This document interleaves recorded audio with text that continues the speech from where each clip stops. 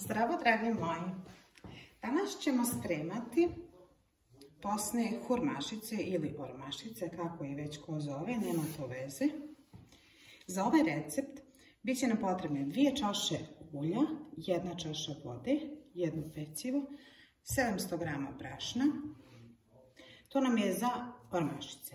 Ovdje sam spremila za agdu 2 čaše isto ove šećera, 2 kriške limuna i treba će nam 1,5 čaša vode. Ja ću sad istresti ovu i dodati još pola. To stavljamo odmah da se kuva. I sada ćemo da stavimo vodu i ulje da provri, u tom dodajemo i brašno. Sada ćemo istresti vodu.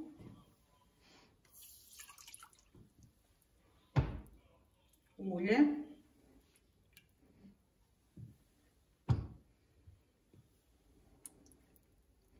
I pustit ćemo da provri.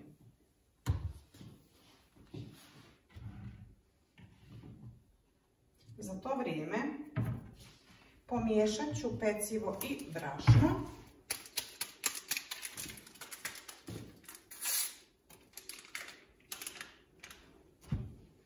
Pecivo i brašno ćemo pomiješati i tu ću promiješati sa varjačom.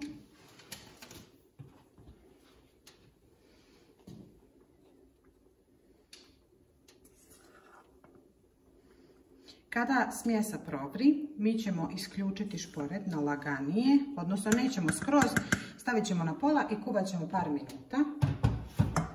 Dok se smjesa sva ne ujednači dobro, nema potrebe mnogo to kuhati jer ćemo mi to svakako peći u reni.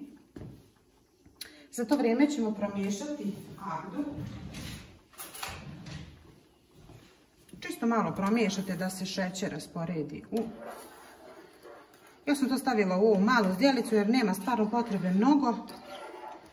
Veliku šerku kada nema toliko agde. Ovo je dovoljno za te hurmašice.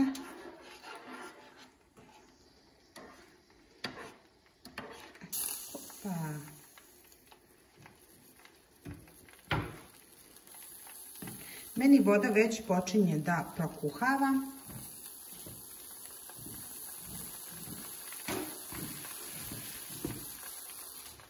Nešto sam malo ispustila, ćemo to da obrišemo. Sad sam već umeljala sebi i šporet, ali nema veze, praćit ćemo ga svakako poslije ovoga sve. Ovo je prokuhalo, ja ću sada da smanjim temperaturu na neku 4.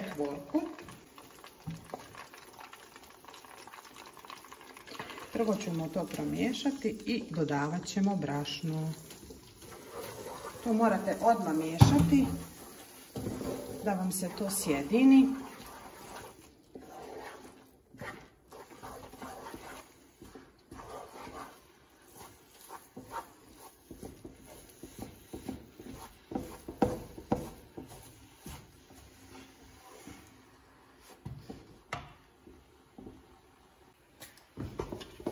Morala da prebacim da bi ja to uspjela lijepo sve sjediniti. Nemoj da se plašite što je ovako gusto, to će sve da se ujednači. Samo vi to miješajte i uzmite neku zdjelicu. Ja sam uzela u wok tavu zato što mi je ona jako lagana za raditi i neće da zagori. Dok u šerpi morate malo više da pazite da vam ne bi taj fil, odnosno hurmašice, zagorile. Samo lagano to lijepo izmiješajte. Nekih par minuta ću još držati ringu i onda ću je isključiti. Odnosno minut, ne treba više, jer moja smjesa je se već ujednačila.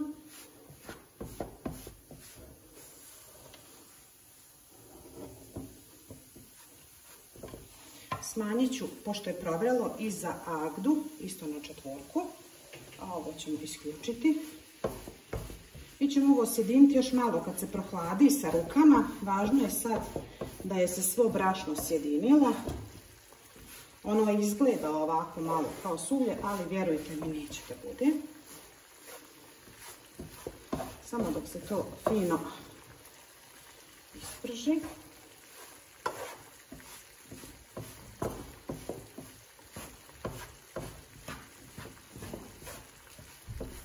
Ja ću ovo sada da skinem, a gdje će da se kuva još neki 3 minuta. Pa se vidimo kada se smjesa prohladi. Evo, dragi moji, ja sam malo prohladila smjesu, stavila sam je u ovo da se brže prohladi. Vi nju možete malo čak i namjesiti, to nije nikakva ni greška, ni problem. Sada ću ja od ovih praviti manju kao kuglicu i manji valjak. Tako nešto. Oni su od sebe malo prhkije nego mrsne, zato što su posne. Malo ih morate više pažljivije raditi, ali kada ih probate, vjerujte mi, ukus neće biti problema. Evo ovako ću ja da pravim. Otprilike veličinu, malo ću ih odvajati od jednu od druge, jer će one da narastu. Malo ih uvaljamo, napravimo mali valjak i ide. Malo ih sam pritisnemo i sadržimo sa strane. Iako vam malo puknu, nemojte da se brinete, bit će one ok. Ipak posne su, naravno moramo da vodimo računa. Da tu nema jaja, nema mlijeka, nema ništa da ih stegne. Sad ću opet znači kuglicu i valjčić. Pa ću ja malo vam ubrzati to da vam to ne bude previše dosadno. I znači sa strane napravite samo malo oblik. Možete ih i ovako malo da oblikujete kako vam se više sviđa. Ali gledajte da budu prilično jednake da bi se ravnomjerno ispekle. Bar dužinom.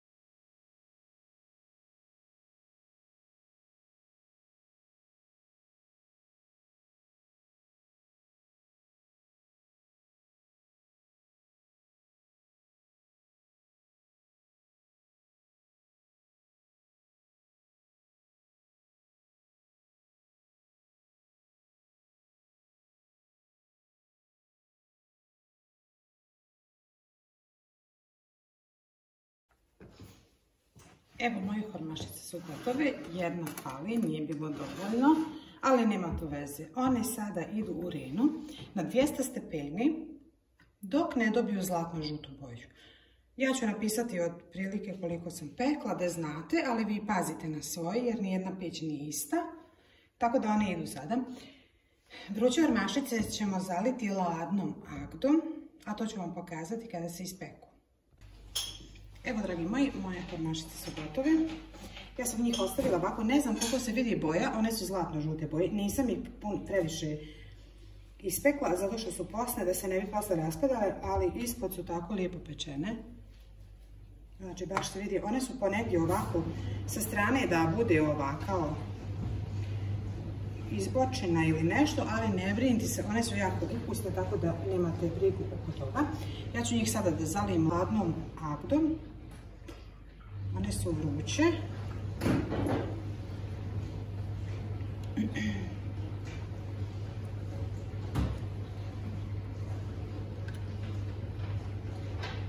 Već jako lijepo mirišu. I ostavit ću ih tako da se ohlade, posle ću ih staviti u frižider.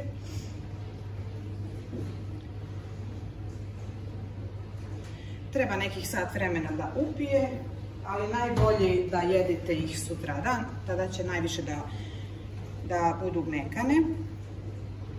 Eto, dragi moji, nadam se da vam se sviđa moj recept. Lijep pozdrav!